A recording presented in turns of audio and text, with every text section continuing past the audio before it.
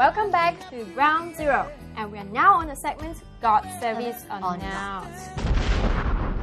This week, STOMPer L was unhappy with the service at First World Hotel in Genting Highlands. So what's wrong with that service? Well, the STOMPer said he had a long and pleasant wait before he could check into the hotel. After a 7-hour bus journey, he reached the hotel at 1:15 p.m. but was made to wait another 3 hours before he could check in at 4. So is there any reason for the delay? Well, he said there were 100 people in front of him in the queue. So precise, 100 people. Yeah, you can double check by doing a head count in this picture. Okay. Welcome to the Hotel California. Anyway, despite the long queue, right, there was no service staff on duty from 1 to 3 p.m. because that was the lunch break. Very nice company. Lunch to break. their staff. Well, I did a quick check just now, and 3 p.m. is apparently the check-in time at First World Hotel anyway. Okay. So if the STOMPer managed to check in at 4 p.m., strictly speaking, he was just wasted, 1 hour in the queue and not 3 hours. Okay, Guan. So in this case, you don't think his complaint is valid? Well, I mean, 1 hour is still a long time, and I can totally understand his frustrations. You don't want anyone to waste even 5 minutes of your time during an overseas trip, right? Yeah, but many STOMPers are actually not as empathetic as you. Chan Andrew once said, if you want cheap stuff with good service, then ask your father to open a resort.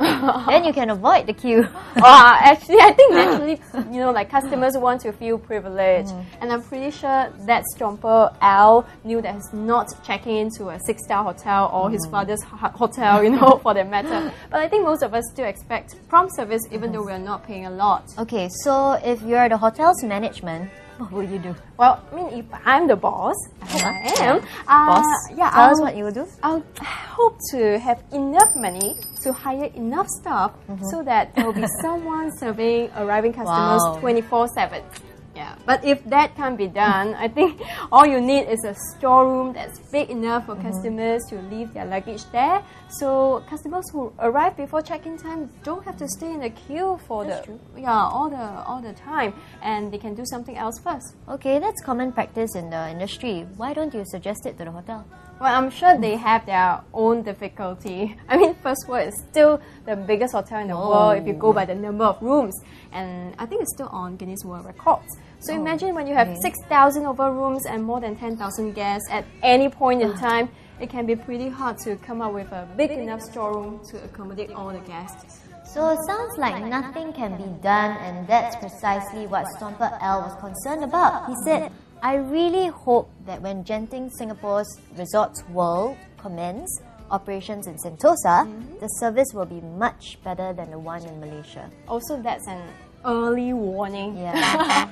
But there could be some misunderstandings here because, Resorts World manages almost everything on Genting Highland except for First World Hotel and First World Plaza. Oh, so the inefficient check-in service at First World Hotel has nothing to do with Resorts World? Absolutely.